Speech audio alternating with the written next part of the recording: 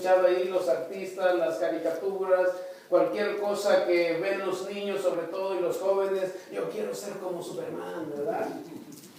Yo quiero ser como la Mujer Maravilla y yo quiero ser como Topollillo, como algo así, ¿no?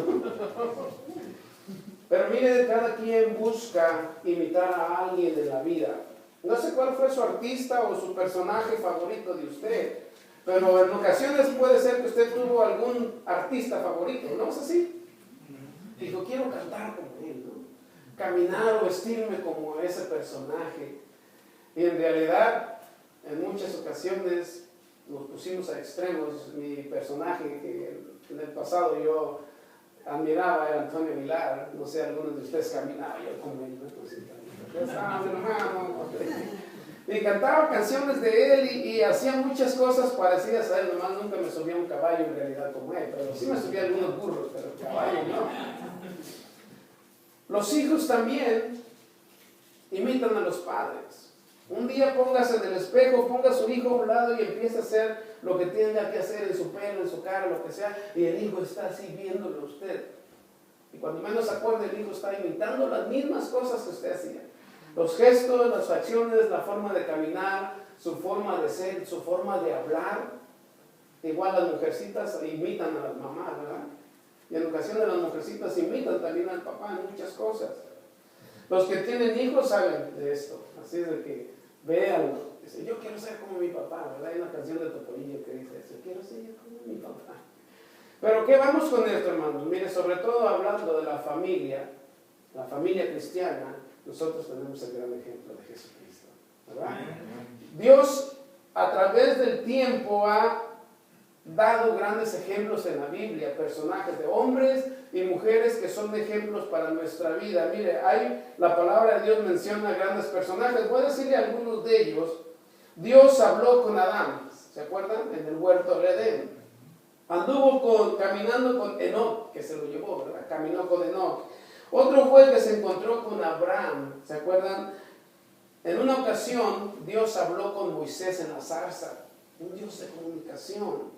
También aconsejó a Josué, disfrutó una grata compañía con un hombre con el corazón parecido al de Dios, el rey David y Dios. Y así a través de la Escritura vamos a ver muchos personajes que son dignos ejemplos de imitar, porque imitaban a Dios, porque hacían lo que Dios les decía, porque la palabra de Dios en sus corazones hacía la diferencia. Y antes de comenzar en 1 Tesalonicenses capítulo 2, quiero que veamos el capítulo 1 en el versículo 6, dice la Escritura, aquí la palabra de Dios,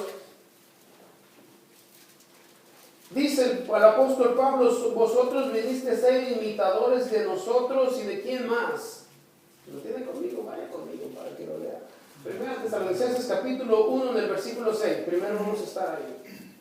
La Escritura nos menciona este evento y declara que no había necesidad de que ellos hablaran nada. Miren el 6, ¿está conmigo?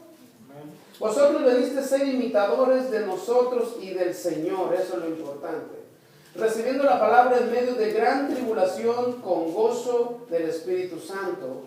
De tal manera que habéis sido ejemplo a todos los de Macedonia y de Acaya que han creído, porque partiendo de vosotros ha sido divulgada la palabra del Señor, no solo en Macedonia y Acaya, sino que también en todo lugar vuestra fe en Dios se ha extendido, de modo que nosotros tenemos necesidad de hablar mucho, ¿verdad? ¿No dice así? Dice, fíjese, de modo que nosotros no tenemos necesidad de hablar nada. La iglesia de los tesalonicenses hacían lo que Pablo les predicaba. Imitaban a Pablo, pero en medio de imitar a Pablo, ¿a quién imitaban primeramente? Al Señor Jesucristo. Porque dice que fueron ejemplo y que no tenían necesidad de hablar nada. Ahora, hermanos, en una ocasión puede usted andar en la calle y puede hablar y usted va a hacer una gran diferencia porque, es más, su tono de voz es cambiado. Si usted no se ha dado cuenta, cuando usted habla del Señor, usted habla con dulzura. Usted habla con esa gran verdad que puede transformar el corazón que está a un lado de usted. Para imitar a alguien es querer parecerse a ese alguien que usted imita. Como decían, los niños imitan personajes. Nosotros en la Escritura debemos de imitar solamente al Señor. Podemos imitar a Dios. La palabra de Dios está llena de ejemplos para tener una vida correcta, pero siendo imitadores. Queremos ser igual que Él, ¿verdad? Estamos caminando en la vida para poder ser igual. Estos hombres de los que les hablé tenían una relación y una semejanza con Dios, porque ellos tenían un corazón dispuesto, como decía el canto, cámbiame, Señor, yo no puedo. Si nosotros queremos cambiar a nuestra manera, no lo vamos a lograr. Podemos hacer grandes cambios en nuestras fuerzas naturales, pero luego, ¿qué vuelve? Lo mismo a suceder. Pero cuando nosotros tenemos una relación con Dios, entonces todo cambia. Ese Dios sigue siendo un Dios real que todo creyente debe de imitar. A un Dios real, porque hay muchos dioses, ¿no? Por ahí, ¿han escuchado eso? Muchos dioses. Los tesalonicenses no solo imitaban a Pablo en su vida. ¿Cómo se conducía? Pablo cambió totalmente a un extremo que todos, como decíamos, lo escuchamos en la mañana, todos se asustaban. ¿Será cierto o no será cierto que Pablo cambió? Y si Pablo cambió, entonces ellos miraron que en Cristo, en el evangelio que Pablo predicaba, había cambios y que tenían que ser dignos de imitar. Esté conmigo en el capítulo 2, por favor. La iglesia desde ese tiempo fue perseguida. Ese es un punto muy triste. En este tiempo ha sido perseguida también, pero no es abiertamente como antes. Mire, vaya conmigo, por favor, al libro de los Hechos, capítulo 16, en el versículo 16. Y vamos a ver lo que el apóstol Pablo declaró, la evidencia clara de lo cual era necesario pasar. Mire el capítulo 16 del libro de los Hechos, en el versículo 16. ¿Lo tiene ahí conmigo? Versículo 16. Dice la Escritura: aconteció que mientras íbamos a la oración nos salió al encuentro una muchacha que tenía un espíritu de adivinación, la cual daba gran ganancia a sus amos adivinando. Esta, siguiendo a Pablo y a nosotros, daba voces diciendo: estos hombres son siervos del Dios Altísimo, quienes os anuncian el camino de salvación. Y esto lo hacía por muchos días. Mas desagradando a Pablo, éste se volvió y dijo al espíritu: te mando en el nombre de Jesucristo que salgas de ella. Y salió en aquella misma hora. Versículo 19. Pero viendo sus amos que había salido la esperanza de su ganancia, prendieron a Pablo y a Silas y los trajeron al foro ante las autoridades. Y presentándoles a los magistrados, dijeron: estos hombres judíos, siendo judíos, alborotan nuestra ciudad y enseñan costumbres que no nos es lícito recibir ni hacer, pues somos romanos.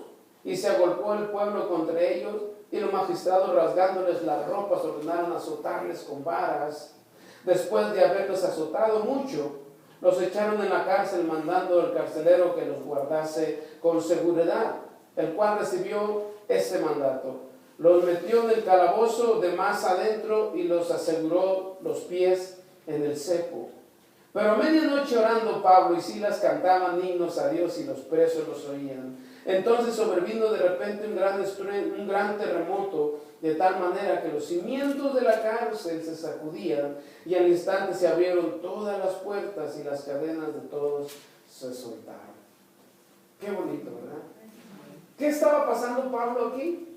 Persecución, hermano, por causa del evangelio. Y el Señor Jesús en una ocasión dijo: bienaventurados aquellos que padecen por causa de mí, porque ellos recibirán la corona en los cielos, que está reservada en los cielos. Ahora sí, vaya conmigo al libro de Primera Tesalonicenses, capítulo 2, en el versículo 14. Dios mismo sigue tratando, mire, con la gente. A estos judíos, estos romanos, prendieron a Pablo, lo golpearon y se detuvo. Pablo dijo: ya me voy mejor, ya estoy muy golpeado, ya no voy a predicar. Se fue, ¿verdad?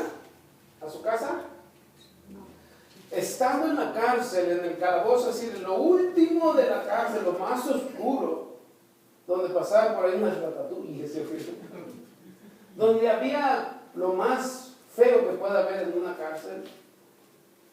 Solos, oscuras, con olores medio raros, pero ahí estaban, pero no se daban por vencidos porque tenían una fe y una convicción tan grande en Dios que Dios podía hacer todo lo que ellos pudieran pedirle. Y ellos empezaron a cantar, hermanos, a cantarle a Dios. Cuando nosotros cantamos, le dedicamos a Dios un tiempo de adoración, de alabanza, muchas barreras de nuestras vidas caen. Eso es seguro, hermano. Mire, no sé si usted se anime a cantarle cuando esté en medio de tribulación, o en medio de un pequeño problema, híjole, estoy pensando en esto, a ver cómo lo voy a hacer aquí. Cántale a Dios y verá la diferencia. Dice que viene el gozo con el Espíritu Santo. Viene el gozo a tu vida y se olvida de cómo va a pagar lo que tiene que hacer, pero tiene que concentrarse en la voluntad de Dios. Pablo estaba siendo perseguido y vamos al versículo 14. Dice la escritura del capítulo 2 de Primera Tesalonicenses, dice la escritura: porque vosotros, hermanos, vinisteis a ser ¿qué? Imitadores de las iglesias de Dios en Cristo Jesús que están en Judea, pues habéis padecido de los de vuestra propia nación las mismas cosas que ellas padecieron de los judíos, los cuales mataron al Señor Jesús y a sus propios profetas, y a nosotros nos expulsaron, y no agradan a Dios, y se oponen a todos los hombres. Qué tremenda declaración. Impidiéndonos hablar a los gentiles para que éstos se salven. Así colman ellos siempre la medida de sus pecados, pues vino sobre ellos la ira hasta el extremo. Veamos qué tremendo está esto. Quiero decirle del versículo 15, cuando el apóstol Pablo predicaba, siempre había una gran explosión en la gente. Cuando el apóstol Pablo predicaba, no era Pablo, no era su persona, no era ese hombre que hablaba bonito, sino que era el poder de Dios, el poder del evangelio transformando la gente.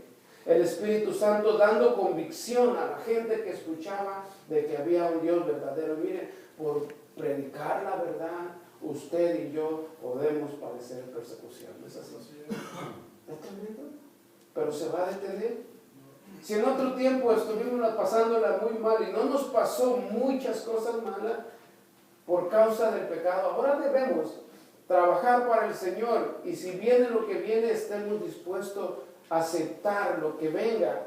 Pablo era tan entregado a Dios que los judíos que vivían en Tesalónica le creían, porque Pablo fue directamente a compartirles el evangelio. Pero ellos, miren lo que les dice en el versículo 15, los cuales mataron al Señor Jesús y a sus propios profetas. Fíjense lo que les menciona.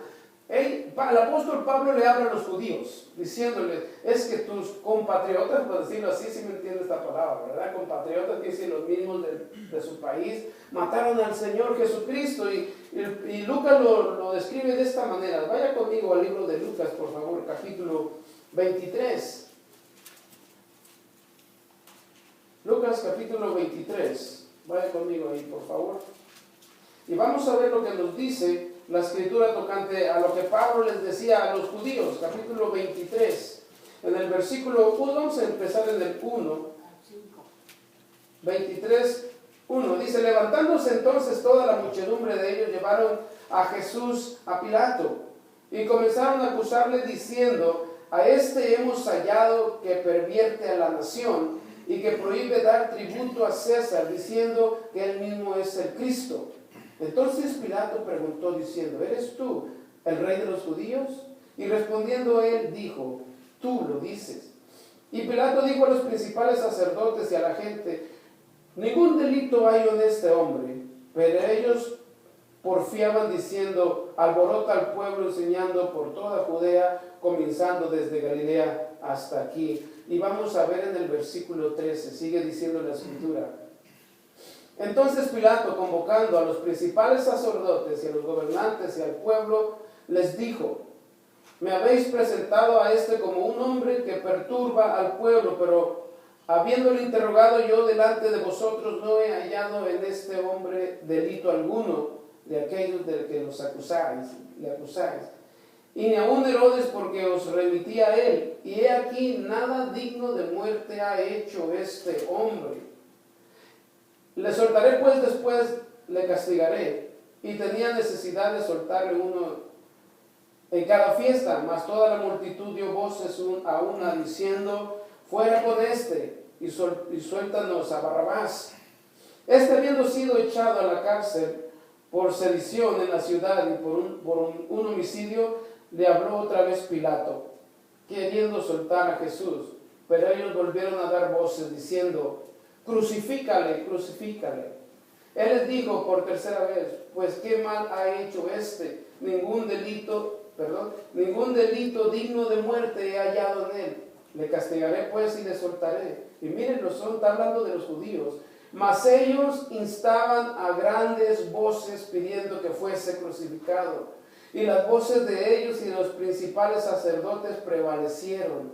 Entonces Pilato sentenció que se hiciese lo que ellos pedían. Y le soltó a aquel que había sido echado en la cárcel por sedición y homicidio, a quien habían prendido, y entregó a Jesús a la voluntad de ellos. Qué tremenda, ¿verdad? Pablo les está diciendo a los judíos, ustedes lo mataron, pero no lo mataron directamente los judíos. Ellos teniendo al gobierno romano aprovecharon, como dicen, echaron mano del gobierno para poder crucificarle. Y el apóstol Pablo les dijo también, así como dice la Escritura, los cuales mataron al Señor Jesús y a sus propios profetas y a nosotros nos expulsaron. Él les declaraba las Escrituras, Mateo 21. Vaya conmigo, por favor. El primero les dice, los judíos mataron al Señor, y les refirió quiénes eran los judíos de los que ellos gritaban, crucifícale. Y miren Mateo capítulo 21, en el versículo 33. Vamos a mirar lo que habla el apóstol Pablo y se los dice a los judíos porque ellos sabían de las Escrituras. Dice en el 21, 33. Oíd otra parábola. Hubo un hombre, padre de familia, el cual plantó una viña. La cercó de vallado, cavó en ella un lugar, edificó una torre y la arrendó a unos labradores y se fue lejos. Y cuando se acercó el tiempo de los frutos, envió sus siervos a los labradores para que recibiesen sus frutos. Mas los labradores, tomando a los siervos, a uno golpearon y a otro mataron y a otro apedrearon. Envió de nuevo otros siervos, más que los primeros, e hicieron con ellos de la misma manera. Finalmente les envió a su hijo diciendo, tendrán respeto a mi hijo. Mas los labradores, cuando vinieron al hijo, dijeron entre sí, este es el heredero. Venid, matémosle y apoderémonos de su heredad. Y tomándole, le echaron fuera de la viña y le mataron. Cuando venga pues el señor de la viña, ¿qué hará a aquellos labradores? Esta referencia está hablando de que el Señor, que nuestro Dios envió profetas. Lo que dijo el apóstol Pablo, y aún a los profetas también mataron. Y a ellos les hicieron caso. Es una referencia que el apóstol Pablo dice, ustedes conocen la Escritura, les hizo referencia que ellos mataron al Señor Jesús y también mataron a los profetas que Dios enviaba. Por eso se los decía directamente a los judíos, que aunque nosotros no seamos judíos, también entendemos lo que dice la Escritura. Por causa del Evangelio, por causa de predicar, también seremos, como dice por ahí, quizás nos alcance alguna persecución o seamos desechados por aquellos que les incomoda el Evangelio. Cuando usted le habla la verdad a alguien, le incomoda a esa persona, ¿no? ¿Verdad? Que a veces como que nos dicen la verdad y como que, espérate tantito, ¿verdad? El apóstol Pablo nunca se detuvo. Él hablaba a pesar de lo que pudiera venir en contra de él. Versículo 16, de ahí del mismo capítulo 2. Dice la Escritura, cuando sigue hablando el apóstol Pablo, y pidiéndonos hablar a los gentiles para que éstos se salven. Así colman ellos siempre la medida de sus pecados, pues vino sobre ellos la ira al extremo. Mucha gente sigue diciendo, miren, le voy a decir esto, porque dice la Escritura que Dios tiene ira en extremo, ¿verdad? Usted como papá no se molesta cuando un hijo no se porta bien. ¿Los que tiene hijos ahorita? ¿Verdad? Pienso que si un hijo hace algo indebido, usted se va a molestar, ¿verdad? Miren una palabra que decimos los padres: eso yo no le enseñé, ¿verdad? Porque somos el ejemplo, ellos son los que nos imitan de toda la manera, en todo lo que somos, en nuestra vida, en nuestra forma de ser. Y dice la Escritura aquí que mucha gente dice que vino la ira en extremo sobre aquellos que impidieron, vamos a leer otra vez, impidiéndonos hablar a los gentiles para que estos se salven.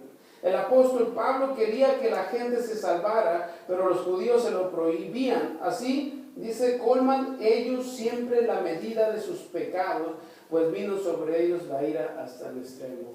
Cuando usted impide que alguien le predique el evangelio a alguien, usted está cometiendo un agravio ante Dios. Porque nosotros no podemos detener a nadie para que le comparta el evangelio a otras personas. ¿Se ha encontrado con eso? Puede ser que sí, o a lo mejor se va a encontrar, pero no se detenga. Mire, va a haber persecución, pero dice aquí la palabra de Dios que la ira vino hasta el extremo.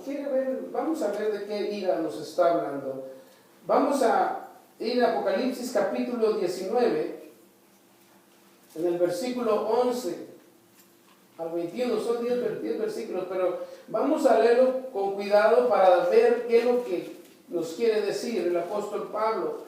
Capítulo 19 de Apocalipsis, en el versículo 11. Quiero que lo tenga conmigo, por favor. Dice Juan, ¿quién lo tiene conmigo? Versículo 11. Entonces vi el cielo abierto, y he aquí un caballo blanco, y el que lo montaba se llamaba Fiel y Verdadero, y con justicia juzga y pelea. Sus ojos eran como llama de fuego, había en su cabeza muchas diademas, y tenía un nombre escrito que ninguno conocía sino él mismo. Estaba vestido de una ropa teñida en sangre, y su nombre es el Verbo de Dios. Y los ejércitos celestiales, vestidos de lino finísimo, blanco y limpio, le seguían en caballos blancos. De su boca sale una espada aguda para herir con ella a las naciones, y él las regirá con vara de hierro, y él pisa el lagar del vino del furor y la ira del Dios Todopoderoso. Y en sus vestiduras y en su muslo tiene escrito este nombre: Rey de Reyes y Señor de Señores. Y vi un ángel que estaba en pie en el sol, y clamó a gran voz diciendo: a todas las aves que vuelan en medio del cielo, venid y congregaos a la gran cena de Dios. Y para que comáis carnes de reyes y de capitanes, y carnes de fuertes, carnes de caballos y de sus jinetes, y carnes de todos, libres y esclavos, pequeños y grandes. Y vi a la bestia, a los reyes de la tierra y a sus ejércitos reunidos para guerrear contra el que montaba el caballo y contra su ejército. Y la bestia fue apresada, y con ella el falso profeta que había hecho delante de ella las señales con las cuales había engañado a los que recibieron la marca de la bestia y habían adorado su imagen. Estos dos fueron lanzados vivos dentro de un lago de fuego que arde con azufre, y los demás fueron muertos con la espada que salía de la boca del que montaba el caballo, y todas las aves se saciaron de las carnes de ellos. Eso es tremendo, hermano. A veces dice que está medio confuso, pero no sabemos exactamente cómo va a ser cuando el Señor venga a traer juicio a las naciones. Aquí nos habla de algo extremadamente fuerte, pero quiero decirle algo, hermano. Eso va a suceder para aquellos que evitan también que el Evangelio se extienda. Y hay tres formas para descifrar la ira de Dios. Aquí tengo tres maneras o tres puntos para descifrar la ira de Dios. Hay tres connotaciones. El uno, históricamente, si lo vemos en la historia, la ira de Dios vino cuando el pueblo de Israel fue exiliado a Babilonia. Si usted quiere leerlo en Ezequiel capítulo 8 al capítulo 11, esa es una manera de la ira de Dios por causa del pecado. Si usted quiere apuntarlo, apúntelo. El segundo punto es la ira de Dios vino en el sentido profético. ¿Se acuerda cuando el Señor Jesucristo dijo, en Jerusalén no quedará piedra sobre piedra? ¿Se acuerda de eso? Y en el año 70 fue invadido Jerusalén y fue arrasado. Después de Cristo podemos ver que la ira de Dios vino sobre el pecado. Y el otro punto se refiere al sentido, le vamos a llamar con las promesas, el otro nombre es escatológicamente hablando, la promesa que está en la Escritura, que el Hijo de Dios vendrá por segunda vez a traer juicio a las naciones. Y es lo que vimos en Apocalipsis, que un día vendrá a traer juicio a las naciones para dar, como dicen por ahí, su merecido al pecador. Y mire esto, el hombre que no conoce de Dios sigue diciendo, ¿cómo si Dios es bueno puede hacer esto? Es muy fácil contestar. Si nosotros que somos padres y vemos a un hijo que infringe la ley y tiene ¿cómo se llama? Su consecuencia, ¿nosotros vamos a quitarle la consecuencia? Es consecuencia de lo que hizo mal, entonces nos va a doler. Vamos a sentirnos mal, pero tiene que pagar su consecuencia. Así es Dios. Dios también, si es bueno, también es justo. Porque no nos va a dejar a nosotros que hagamos lo que nosotros queramos y qué bueno, ¿no? Sigue pecando. No, Dios quiere que seamos diferentes. Nosotros tenemos esa convicción de que nunca Dios nos va a abandonar. Vaya conmigo, por favor, segunda de Pedro. No sé si se le hacen muchos versículos, pero queremos ver segunda de Pedro, capítulo 3. No quisiera que se le hicieran muchos versículos, pero es importante para saber lo que dice el Señor. Segunda de Pedro, capítulo 3, en el versículo 9. Mire lo que nos dice la Escritura. Es importante leer lo que dice las Escrituras. Dice, ¿lo tiene conmigo? Versículo 9 del capítulo 3 de segunda de Pedro. El Señor no retarda, ¿qué? Su promesa, según algunos la tienen por tardanza, sino que es paciente para con nosotros, no queriendo que ninguno perezca, sino que todos procedan al arrepentimiento. Pero el día del Señor vendrá como ladrón en la noche, en el cual los cielos pasarán con gran estruendo, y los elementos ardiendo serán deshechos, y la tierra y las obras que en ella hay serán quemados. Esta es una alerta. Es como un foco rojo que se está prendiendo, que tengamos cuidado de no cometer los mismos errores que cometíamos en el pasado. Hermano, yo quiero ser salvo por toda la eternidad. No sé usted, ¿no queremos vivir al lado del Señor eternamente? En la mañana el pastor hablaba de eso, que para muchos dicen, no, venimos a la iglesia, está medio aburrido. No. Bueno, ¿cómo será en el cielo? No. En el cielo hay grandes maravillas que nosotros no podemos entender de lo que va a suceder, de lo que vamos a hacer, pero sí lo que vamos a hacer es estar frente al Señor, frente al Maestro, frente a aquel que nos ha llamado de esa oscuridad a su luz. Vaya conmigo otra vez, por favor, ahí a Primera Tesalonicenses, sigo yo con segunda. Y mire lo que nos habla el apóstol Pablo, nos sigue diciendo de esta manera, que los judíos le habían impedido ir a los gentiles. Así que, hermano, versículo 17, Pablo recibió una gran persecución. Y mire, pero nosotros, hermanos, separados de vosotros por un poco de tiempo, de vista, pero no de corazón, tanto más procuramos con mucho deseo ver vuestro rostro, por lo cual quisimos ir a vosotros, yo Pablo ciertamente, una y otra vez, pero Satanás nos estorbó. Ay, esa alimaña, ¿verdad? Siempre se anda metiendo donde no debe meterse. El apóstol Pablo, con todas las ganas, con todo el corazón dispuesto a extender el reino de Dios, siempre se encontraba con algo en su camino. Y muchas veces dicen, no, son casualidades. Mire, el enemigo ha querido destruir, el adversario, el león que rugiente, que anda buscando a ver quién se come. Este adversario de Dios no quiere que la gente se salve. Cuando uno vive en el pecado, el chamaquito ni siquiera lo molesta, ese tentado diablo, ni siquiera le molesta. Pero venga a la iglesia y verá cuántas cosas no empiezan a caminar en su cabeza. ¿Por qué? Me atrevo a decir, como dije la otra vez, el diablo se infiltra hasta en las iglesias. Por ahí dije eso, no la iglesia, ya volteó con alguien con su esposo y no ves. Qué tremendo, ¿verdad? Pero cuidado, mire, cuando venimos con una situación que no está bien en nuestra vida, no es que pequemos, pero algún problemilla, de ahí se agarra el enemigo para distraerlo del mensaje. Está en su cabeza, híjole, ¿qué voy a hacer? Tenemos la mirada puesta, pero nuestro hijo y nuestra mente anda por allá lejos, ¿verdad? Anda por 29, anda por allá en Cochera, no sé por dónde. Pero mire, esto sucede porque muchas veces le estamos dando al enemigo pie o cavidad a que intervenga en nuestra vida espiritual. El apóstol Pablo era un hombre entregado, por decirlo así, ya estaba ya santificado. Y como en el pasado este hombre era tremendo con los cristianos y quería detener el evangelio que podría lugar, entonces Satanás no hacía nada con él. Lo tenía en paz porque era de los suyos. ¿Se acuerdan en el capítulo 16? Que él arrastraba a la gente en el libro de Hechos, que se la llevaba a las cárceles para matarlos, no para decirles, oh, que bien predican, ¿no? Para matarlos. El apóstol Pablo hacía eso. Pero ahora lo vemos diferente, un hombre transformado.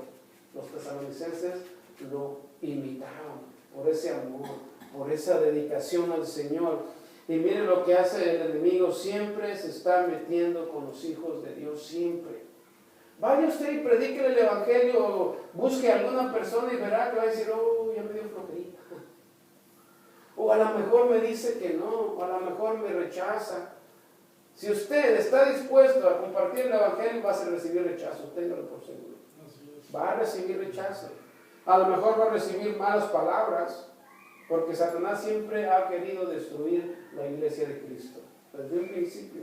Si al Señor mismo, ¿se acuerdan cuando Él fue al desierto? ¿Cuánta tentación no le puso? Siempre ha querido detener el plan de Dios, pero nunca va a poder. Y dice el apóstol Pablo, vamos a Hechos, por favor. Hechos capítulo 17. El apóstol Pablo era, como dicen por ahí, era un gallito jurado. Él no le importaba las circunstancias que pasaban. Y miren lo que dice el versículo 1 del capítulo 17. Y vamos a ver lo que nos dice del apóstol Pablo. Pasando por Anfípolis y Apolonia llegaron a Tesalónica, aquí está la iglesia, donde había una sinagoga de los judíos. Pablo, como acostumbraba, fue a ellos y por 3 días de reposo discutió con ellos, declarando y exponiendo por medio de las escrituras que era necesario que el Cristo padeciese y resucitase de los muertos y que a Jesús, a quien yo os anuncio, decía él, es el Cristo. Y algunos de ellos creyeron y se juntaron con Pablo y con Silas y los griegos piadosos, gran número, y mujeres nobles no pocas. Entonces los judíos, ¿qué dice aquí?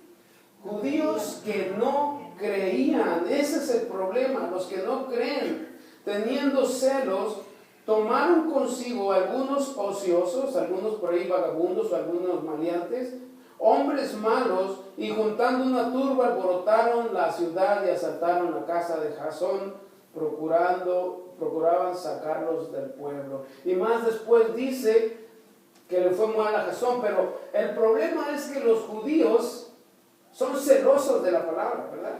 Así como este Pablo que antes nos perseguía, va a venir a enseñarnos a nosotros, que somos los que estudiamos las Escrituras, nos va a enseñar quién es Cristo. Pero como no creían, todo era molesto para ellos. Y juntaron, mire, estos hombres hicieron de todos los judíos que no creían, hicieron un gran alboroto y expulsaron, lo que dice aquí, expulsaron a Pablo y a su equipo de la ciudad de Tesalónica para que no predicaran más el evangelio. Pero mire, no hay ningún impedimento cuando hay correo, ¿verdad? Pablo enviaba sus cartas a las iglesias donde no había acceso para entrar él, enviaba las cartas. Pero mire, cuando alguna carta tiene palabra de Dios, hace un efecto aquel que la lee. Envíele una carta a algún amigo o a alguien que usted conozca que no camina con el Señor y póngale algunos versículos, y si los lee, le va a hacer alguna pregunta a usted. ¿Qué quiere decir? ¿O por qué me enviaste esto? Y es una manera donde usted puede empezar a compartir el Evangelio, aunque esté lejos. De alguna manera la carta tiene que llegar. Por eso dice la Escritura en 2 Tesalonicenses, por lo cual quisimos ir a vosotros, yo Pablo ciertamente, una y otra vez, pero Satanás nos estorbó. Hay en la Escritura, veamos algunos nombres en la Biblia. Bueno, no vamos a ver el nombre de Satanás porque no nos interesa, pero uno de ellos es el adversario, el Dios rugiente, el engañador, ¿verdad? El padre de la mentira, y muchos nombres más, pero todo eso no puede impedirnos a nosotros que sigamos compartiendo el Evangelio. Y mire, vamos al versículo 19. Ay, este enemigo nomás se anda metiendo donde no le llaman, ¿verdad? Pero usted y yo podemos acudir a Dios y Él nos va a ayudar a salir de eso. Y si quiere mirar en el capítulo 2, lo que habla del libro de Apocalipsis, capítulo 2, si quiere leerlo después, ahí habla de las iglesias donde había estorbo del enemigo, que menciona Pablo. El capítulo 2 de Apocalipsis, quiere leerlo después, léalo y verá que se encuentra con las iglesias donde el enemigo estaba infiltrándose y el Señor declaró muchas cosas en contra de esas iglesias. Versículo 19 dice: porque ¿cuál es nuestra esperanza, o gozo, o corona de que me gloríe? ¿No lo sois vosotros delante de nuestro Señor Jesucristo en su venida? Vosotros sois nuestra gloria y vuestro gozo. Vamos a leer otra vez, versículo 19. Porque ¿cuál es nuestra esperanza, o gozo, o corona de que me gloríe? ¿No lo sois vosotros delante de nuestro Señor Jesucristo en su venida? Vosotros sois nuestra gloria y gozo. Y vamos a ver de lo que habla de las coronas. La historia y bíblicamente hay anécdotas que la corona que del apóstol Pablo habla, de la Escritura habla, es parecida a la corona de aquellos en las Olimpiadas. ¿Se acuerdan que les ponían una corona como de flores y una guía de una planta y unas flores? No sé si lo han visto. En la antigüedad hacían eso. Cuando alguien ganaba alguna carrera o alguien ganaba algún premio, era primer lugar, sobre todo en la costumbre romana ponían esos, como una corona, una guía de planta, que significaba que era el vencedor. Ahora, de las coronas que habla aquí, que dice, no lo sois vosotros delante de nuestro Señor Jesucristo en su venida, las coronas que habla, encontré algunas referencias tocante a las coronas. Y mire, vaya conmigo por favor a 1 Corintios capítulo 9, y vamos a ver de las coronas que habla. Si nosotros caminamos con el Señor, la corona incorruptible que celebra la victoria de la salvación sobre la corrupción, sobre el cuerpo corrompido.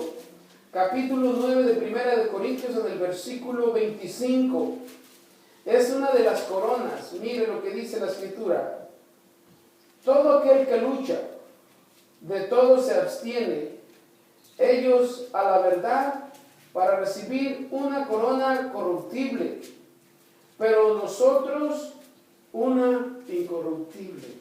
Está hablando que aquellos hombres y mujeres que luchan en la vida, luchan, sin Cristo, van a recibir una corona corruptible, una corona que no es beneficio, que no es buena delante de Dios. Pero dice la otra parte, pero nosotros una incorruptible. Nosotros que somos cristianos vamos a recibir esa corona si llegamos a la meta final.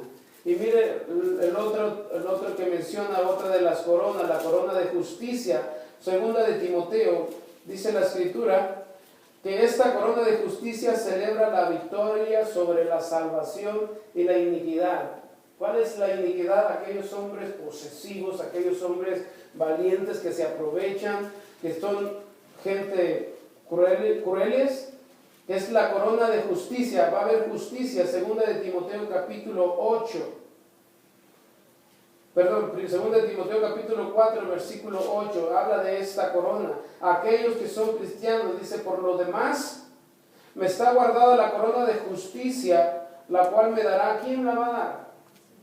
El Señor, juez justo en aquel día, y no solo a mí, sino también a todos los que aman su venida. Cuando Él venga, vamos a mirar que Dios tiene preparado todo. Mire Santiago, hay unas hojas adelantito. El libro de Santiago en el capítulo 1 nos habla de otra corona. Y esta corona es incorruptible de gloria y salvación que celebra la muerte, que celebra la salvación de la muerte eterna. No va a haber muerte eterna para nosotros. Miren lo que nos dice el versículo 12. ¿Lo tiene conmigo? Amén. Bienaventurado el varón que soporta la tentación, porque cuando haya resistido la prueba recibirá la corona de vida que Dios ha prometido a los que le aman. Vida eterna a los que le aman. A los que le aman. Esa es la palabra, a los que le aman. Y otra, ahí adelantito, primera de Pedro, vamos a verlo. Nos va a hablar de la corona de la victoria que celebra sobre la contaminación del alma, sobre la contaminación que hay en el mundo para con el hombre. Primera de Pedro capítulo 5 en el versículo 4 dice así la escritura: y cuando aparezca el príncipe de los pastores, vosotros recibiréis la corona incorruptible de gloria. Qué hermoso, ¿verdad? Dios, el Señor, está repartiendo coronas. ¿Qué corona quiere usted? Yo quiero todas las coronas, y cuando llegue al cielo, dice la escritura, las coronas que yo he ganado, depositarlas ante los pies del Rey. Eso es lo más hermoso. No nos vamos a gloriar, no nos vamos a tener nada para nosotros. Y la última corona de vida es corona de vida eterna que celebra la victoria por la salvación, por aquellos que persiguen a los creyentes por parte del enemigo. Miren Mateo capítulo 5, es la corona de vida que Dios nos va a dar por haber resistido, por haber extendido el Evangelio y haber nosotros llegado al punto que Dios nos ha encomendado. Capítulo 5 del versículo 10. Y nos habla el Señor aquí. A mí me gusta mucho esto. Bienaventurados los que padecen persecución. ¿Se acuerdan lo que hablábamos? Por causa de la justicia, porque de ellos es el reino de los cielos. Hermano, algún día usted y yo vamos a recibir persecución, posiblemente física, posiblemente amenazas, uno no sabe, por causa del Evangelio, para que sea por causa del Evangelio. Amén. Vamos a ser a lo mejor vituperados de la manera de que alguien va a hablar mentiras de nosotros, que van a querer estorbar, que alguien va a querer entrometerse en la vida de todos nosotros por causa del Evangelio. Pero esto es lo que me gusta que habla el Señor. Bienaventurados sois cuando por mi causa os vituperen y os persigan y digan toda clase de mal en contra de vosotros. Porque dicen el 10, bienaventurados los que padecen persecución por causa de la justicia, porque de ellos es el reino de los cielos. Si a usted le estorba algo o alguien en la vida, usted siga adelante. Que no sé, que alguien dice que no puedes, que lo que haya sido, lo que usted haya recibido, algunas palabras, usted crea en Dios. Usted quiere ser usado por Dios. Por eso Dios puso en mi corazón este canto: ayúdame, Señor, cámbiame, Señor, tu siervo soy. Si usted quiere ser siervo de Dios, usted está dispuesto a dar lo que Dios permita, lo que Dios le diga. ¿Sabes qué? ¿Estás dispuesto a dar esto por el Evangelio? ¿Usted lo haría?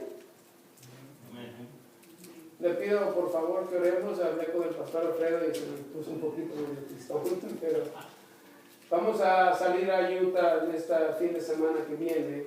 Vamos a visitar el yerno del pastor Jerry. Y Dios ha puesto en nuestro corazón, a mí y a mi esposa, que si Dios nos mueve de este lugar, de este pueblo, de la iglesia,